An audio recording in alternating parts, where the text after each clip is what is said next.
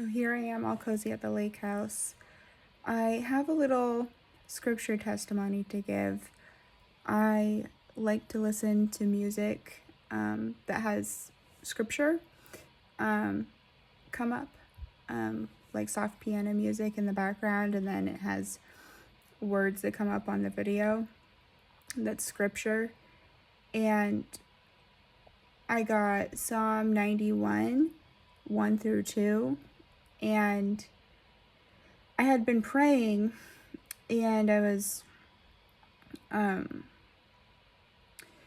thinking about realizing that I was feeling heartbroken about what happened with the whole thing with me giving birth. And it was like, not only did I feel failed by the whole situation, I felt very wronged by the situation, but I also found out that the family members that I thought that I could count on, I couldn't. And when I'm in a situation of needing somebody to be there for me, those people aren't it. The people who I'm closest to, who you would, legally, they are the ones who would take care of me when I'm unconscious and dead and I need medical decisions made. I can't count on those people. That was heartbreaking. And also, when I asked the midwife if she can help give me a referral for to get my heart checked out after the blood loss and loss of consciousness and things, I was met with extreme hostility. And she said it's a bizarre request, and she was just very defensive and just worried about herself getting sued and not understanding that I'm a human being and I need a referral for, getting my heart checked out. And I just had a baby, and I was literally disabled for months after that. And, things were unclear to me. I couldn't seek medical help because I didn't have my mind right. I was hardly conscious. And I really needed somebody to help me, and there's nobody there. Nobody there.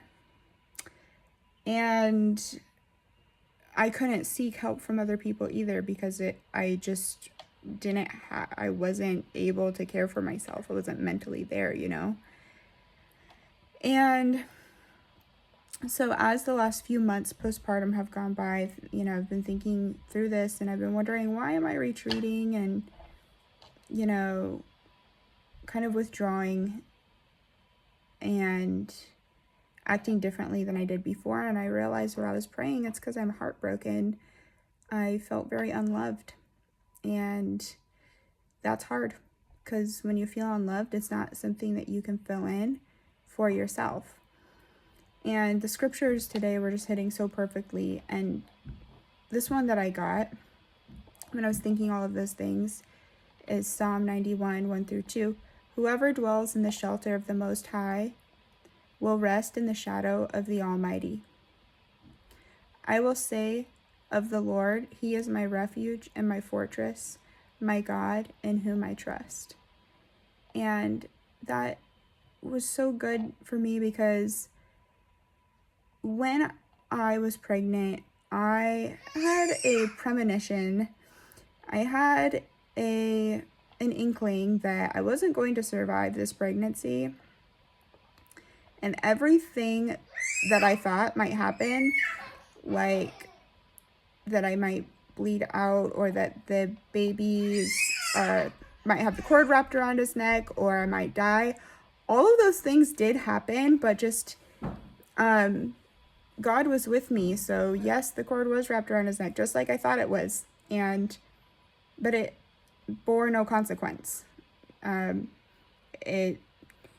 midwife took the cord off easily, and he didn't have any lasting damage. And then, I did have massive blood loss, and to the point where I did lose consciousness. But, I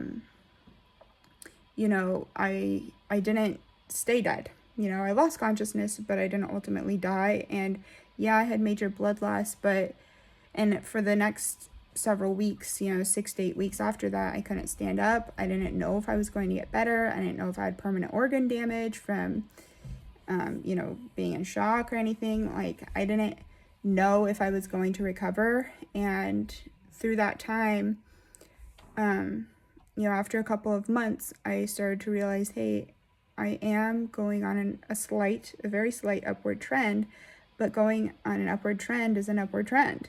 And now I'm pretty normal, almost a year afterwards. But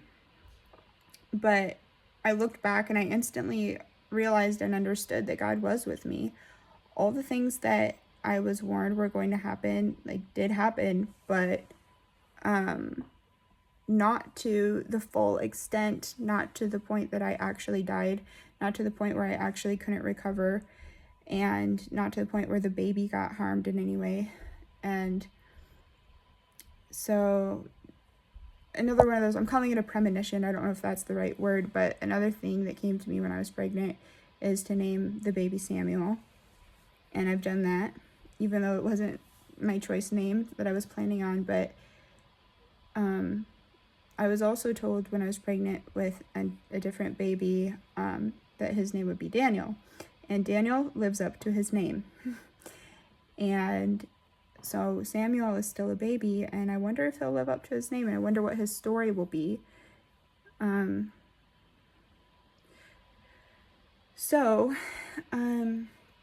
just wanted to give that testimony because the scriptures that I was given today are so on point, so perfect with what I was thinking and praying about. It's like I was having a conversation with God, just perfect. And this video was not made personally for me.